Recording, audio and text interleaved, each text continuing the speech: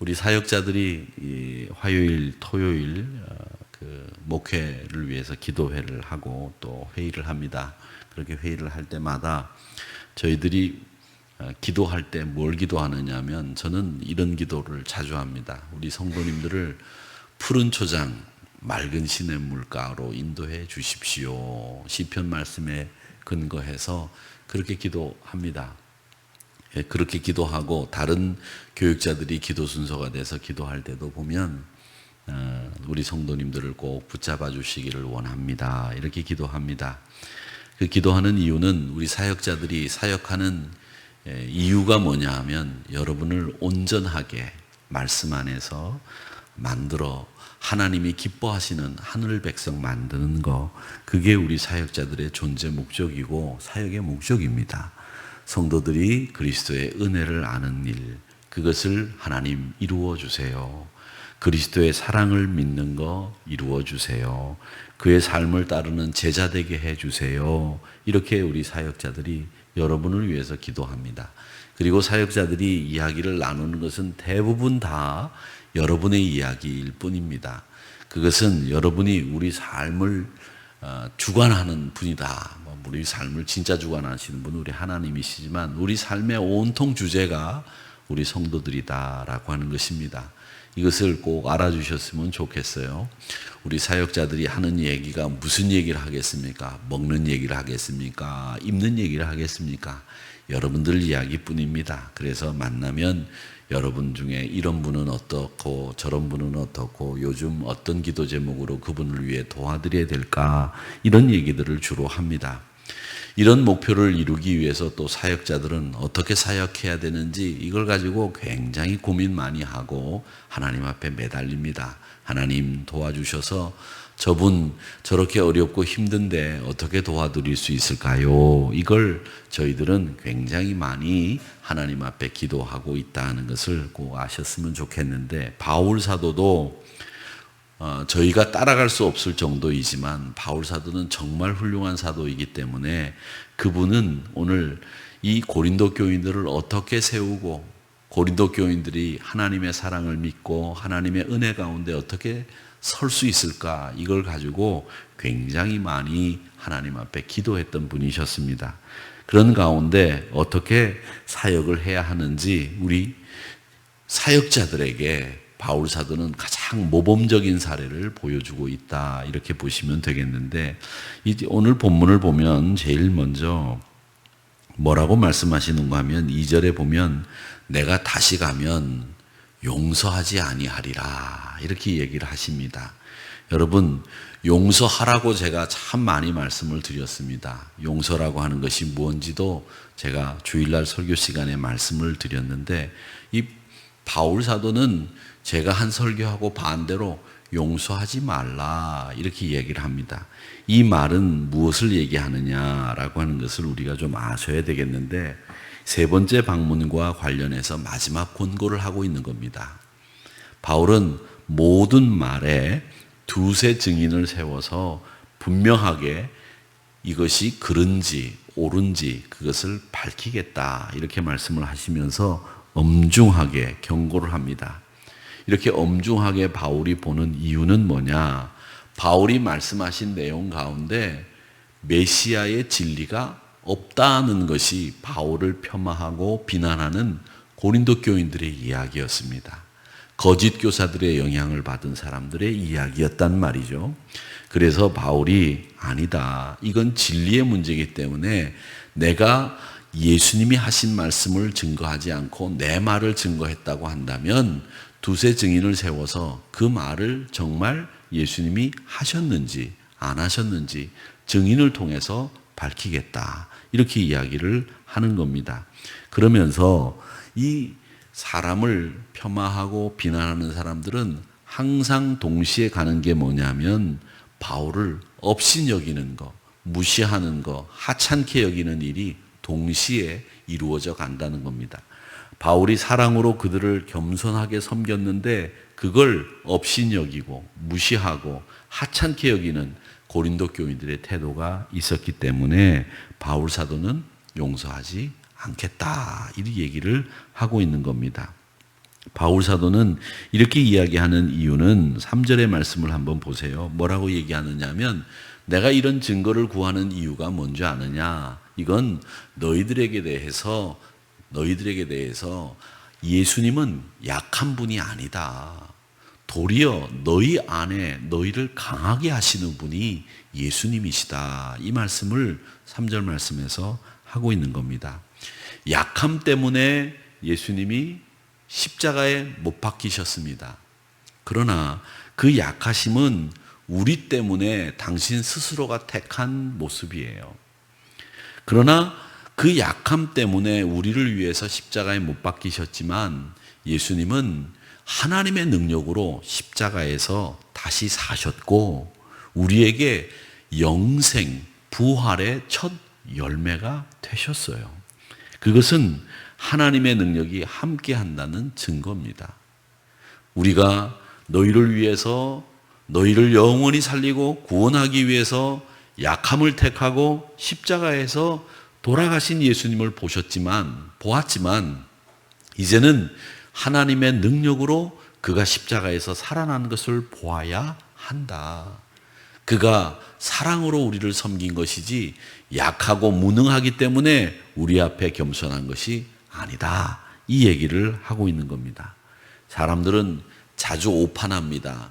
그 오판이 뭐냐면 사람들이 약하기 때문에 겸손한 것을 겸손하다고 생각하지 않고 약하기 때문에 굽신거리고 약하기 때문에 어쩔 줄 몰라 하고 약하기 때문에 우리는 무시해도 된다. 이런 생각을 합니다.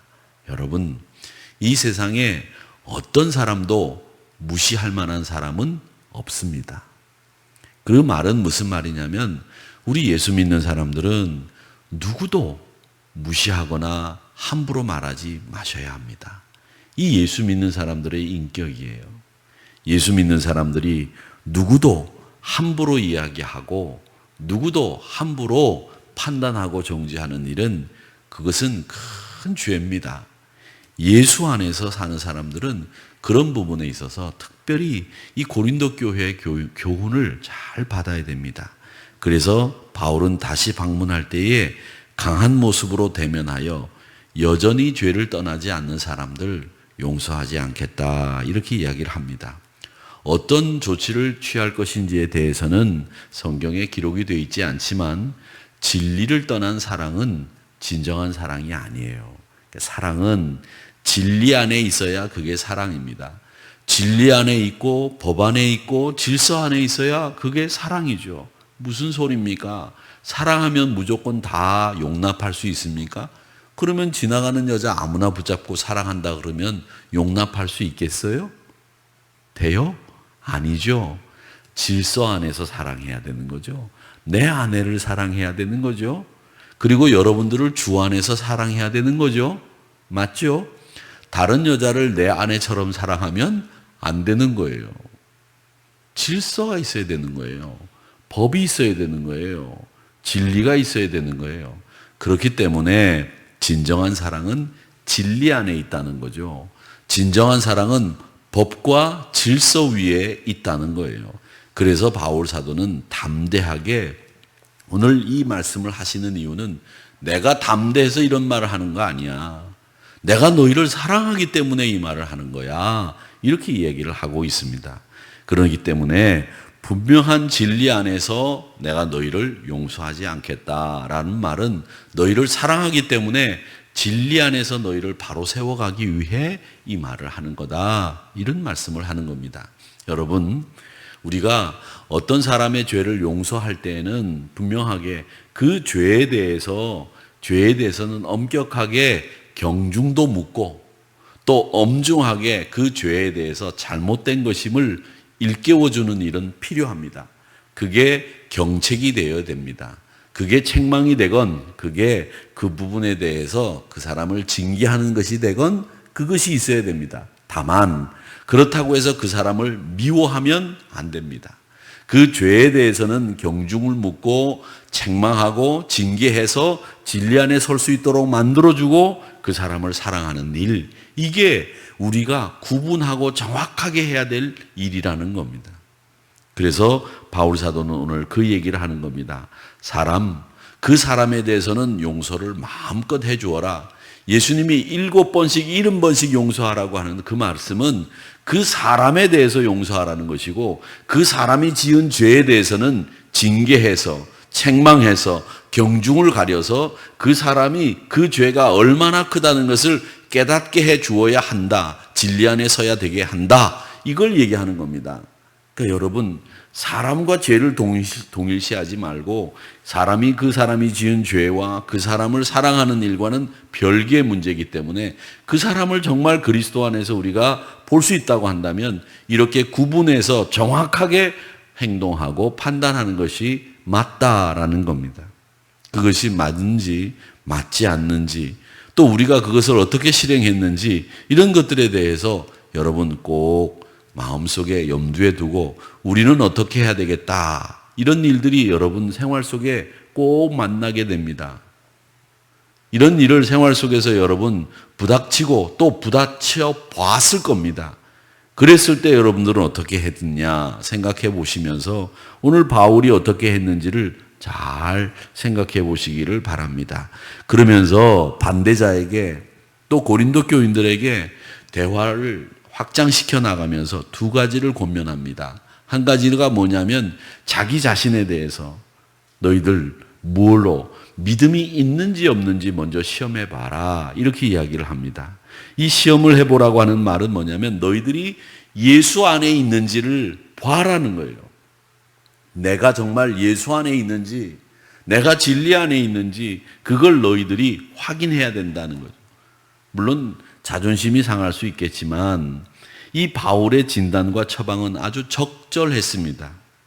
거짓 사도들 가르침을 따라서 십자가의 진리를 떠나서 세상의 번영, 세상의 안녕, 이걸 추구하는 것과 우리 진리가 이렇게 섞일 수도 없지만 예수님은 항상 뒷전에 있을 수밖에 없어요. 예수님이 내 삶의 앞에 있어요. 그래서 십자가를 내 앞에 두고 살아야 그게 진짜 그리스도인답게 사는 건데, 십자가를 앞에 두고 살기 위해서는 내가 정말 그리스도 안에 있는지 내 믿음을 확인해 볼 필요가 있다는 거죠. 그걸 바울 사도는 우리에게 이야기를 하고 있습니다. 내가 거짓 사도의 가르침을 받았는지, 세상의 영향을 받았는지, 아니면 내가 지금도 예수 그리스도의 믿음 안에 있는지 네 스스로 확인하고 검증하고 시험해 봐라. 이게 첫 번째 바울의 처방입니다. 두 번째 처방은 바울과 동역자들에 대한 처방을 이야기하는데, 너희들, 나와 나의 동역자들은 이미 거짓 사도들과는 달리 진리 안에서 내가 하는 말, 내가 하는 행동, 내가 너희들을 위해서 섬겼던 이 모든 것이 그리스도 안에 있는 것임이 증명되었다. 그 시험을 통과했다. 이 이야기를 말씀하고 있는 겁니다. 지금 고린도 교인들은요, 바울 사도가 사도냐 아니냐, 바울 사도가 언제 예수님하고 같이 다닌 적이 있어? 예수님을 다메섹으로 가는 중에 환상 중에 본 것밖에 더 있냐? 바울 사도는 사도가 아니다. 이런 이야기를 하는데 지금 혈안이 돼 있어요. 그런데 여러분 생각해 보세요. 지금 정말 중요한 본질이 뭡니까? 고린도 교인들이 깨닫지 못하는 중요한 본질은 내가 지금 예수 안에서 참 생명을 누리고 하늘나라 시민이 되고 내가 정말 하나님 백성답게 살고 있는지, 믿음을 가지고 있는지, 교회를 위해서 내가 얼마나 헌신하고 있는지, 내 문제를 해결하기에도 지금 급급해요. 내 앞가림하기도 지금 어려워요. 그런데 자기 앞가림도 못하는 주제에 사도 바울이 사도냐 아니냐 이런 걸 가지고 주제 넘게 이야기를 하면서 교회를 그르치고 있는 이 고린도 교인들의 모습을 보세요. 한심하죠. 답답하죠. 이게 자기를 돌아보지 못하는 사람들이 하는 일들이에요.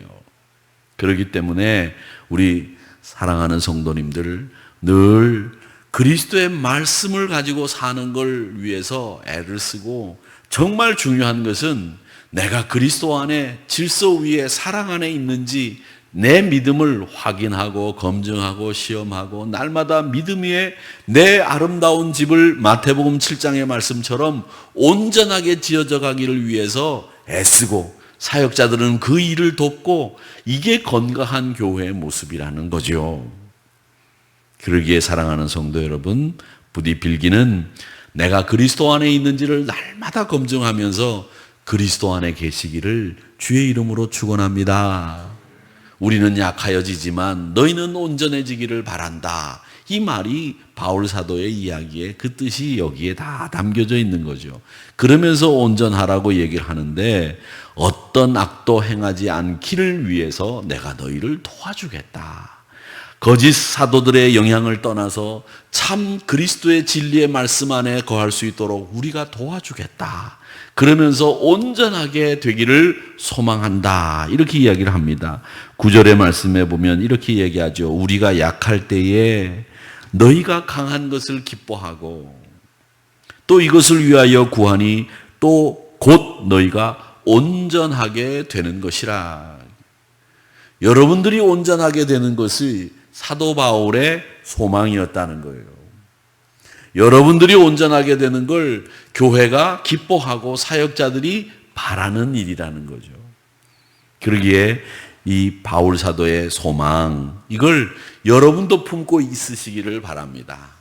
우리 구역 식구들, 우리 회원들, 남전도회, 여전도회, 우리 권사님들, 여러분들이 소속되어 있는 작은 그 모임에서 여러분들이 같이 신앙생활하는 그분들이 온전해지기를 위해서 기도하시는 일, 이게 우리 그리스도인들이 해야 될 일이에요. 사람을 무너뜨리고 무너지게 하고 넘어뜨리고 이런 일은 여러분들 나서지 마세요. 그건 하나님이 기뻐하시는 일들이 아니라는 거죠. 그래서 오늘 바울 사도는 너희를 온전하게 만들어지기 위해서 내가 약해져도 좋다. 오늘 제목은 그겁니다. 우리는 너희가 온전해지기만 한다면 나는 약해도 좋다. 이런 마음을 그리스도인들이 누구나 가지고 있어야 된다는 거죠. 마지막으로 이 편지를 쓰는 이 13장 마지막 장인데 거짓 사도들에 관련된 내용을 언급하면서 편지를 마무리합니다. 형제들아 온전하게 기뻐해라.